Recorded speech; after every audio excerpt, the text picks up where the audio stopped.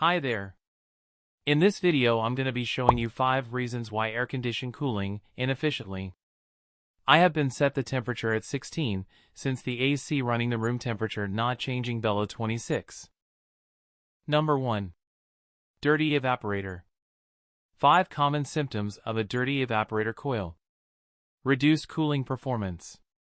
Increased energy consumption. Frequent system cycling. Ice formation on the coil. Unpleasant odors. Increased dust and allergies. If you'd like to see how to clean properly your AC evaporator, click on my previous video at the end screen of this video. Number 2. Dirty condenser. Over time, dirt, debris, and other particles can accumulate on the surface of the condenser coil. When this happens, it restricts the airflow and reduces the heat transfer rate. As a result, your air conditioner has to work harder to achieve the desired indoor temperature.